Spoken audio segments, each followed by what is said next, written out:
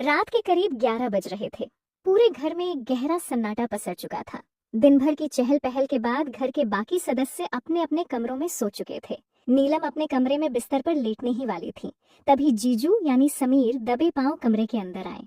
उन्होंने पीछे से दरवाजा आधा बंद कर दिया, फिर नीलम के बिल्कुल करीब आकर बैठ गए और उसकी आंखों में आंखें डालकर बड़े हक से बोले, नीलम, आज तो मुझे दूध पीना ही है, और वो भी बिल्कुल यहीं तुम्हारे पास। नीलम का दिल एक पल के लिए धड़कना भूल गया। उसने घबराकर कमरे के आधे बंद दरवाजे की तरफ देखा और फिर समीर जीजू की तरफ। जीजू, ये आप क्या कह रहे हैं? रात के इस वक्त और यहाँ मेरे कमरे में? समीर जीजू की आंखों में एक अजीब सा नशा, खिंचाव और शरारत साफ झलक रही थी।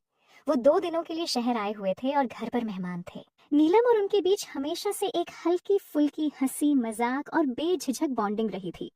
दोनों एक दूसरे से काफी खुले हुए थे, लेकिन इस वक्त जीजू का अंदाज, उनकी बातें और उनकी बोली में छिपा दोहरा इशारा हवा में एक अलग ही गर्माहट और नशा घोल रहा था। हाँ, तो इसमें गलत क्या है?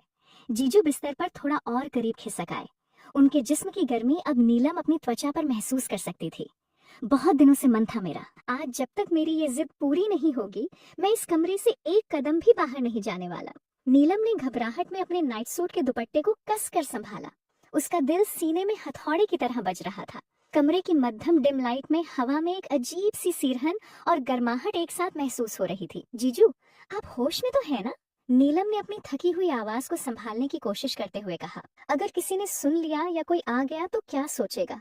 पानी पी लीजिए ना, फ्रिज में ठंडा पानी रखा है, मुझे पानी नहीं चाहिए। नीलम। जीजू की आवाज अब और मध्यम, भारी और कटीली हो चुकी थी। उन्होंने धीरे से नीलम का मुलायम हाथ अपने हाथों में ले लिया। उनकी उंगलियां नीलम की कलाई और हथेली को बहुत धीरे से सहला रही थीं। मुझे तो सिर्फ वही चाहिए जो मैं मांग रहा हूँ, और आज तुम्हें मेरी ये जिद पूरी करनी ही पड़ेगी। मैं बिना अपनी जिद पूरी किए यहाँ से हिलने वाला नहीं हूँ। नीलम ने अपना हाथ छुड़ाने की हल्की सी कोशिश की, लेकिन जीजू की पकड़ में एक मीठा सा दबाव और अधिकार था। जीजू का ध्यान नीलम की उघड़ी हुई गर्दन, उनके ढीले नाइट सूट के गले और उनकी तेज होती सांसों पर था। कमरे की उस शांत रोशनी में माहौल इतना भारी, नशीला और रोमानियाई हो चुका था कि नीलम के मुंह से ना निकलने का रास्ता पूरी तरह बंद होने लगा था। नीलम के जिस्म में एक अनजान सी सिहरन दौड़ रही थी। उसने नजरें झुकाकर बहुत ही धीमी आवाज में कहा, जीजू, आप बहुत बदमाश हो गए हैं। मेहमान बनकर आए हैं और ऐसी हरकतें कर रहे हैं। जीजू ने थोड़ा और झुककर नीलम के कान के पास अपनी गर्म सांसें छोड़ी। बदमाश नहीं नीलम, बस थोड़ा जिद्दी हूँ, और मेरी इस जिद का इलाज सिर्फ और सिर्फ तुम्हारे पास ही है। समीर जीजू ने अपनी उंगलियों से नीलम की ठुड्डी को धीरे से ऊपर उठाया। दोनों के चेहरे इतने करीब थे कि एक दूसरे की सांसों की गर्माहट सीधे होठों पर टकरा रही थी। नीलम की धड़कनें बेकाबू हो चुकी थीं। उसने अपनी आंखें धीरे से मूंद लीं।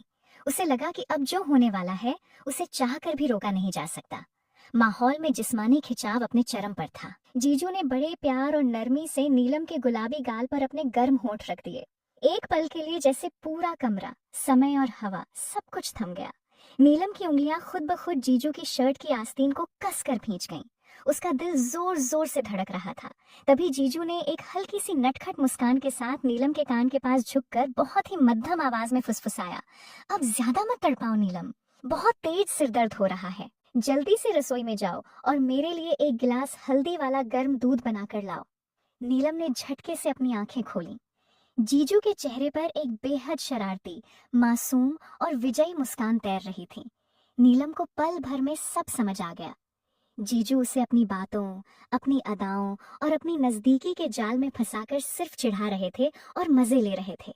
नीलम का चेहरा मारे शर्म और राहत के लाल हो गया। उसने जीजू के चौड़े सीने पर एक हल्का सा घूंसा मारा और हंसते हुए बोली, आप ना सच में बहुत बड़े ड्रामेबाज हैं। मुझे तो लगा था कि क्या लगा था नीलम? जीजू ने अपनी भौहें उचकाकर मुस्कुराते हुए पूछा। कुछ नहीं।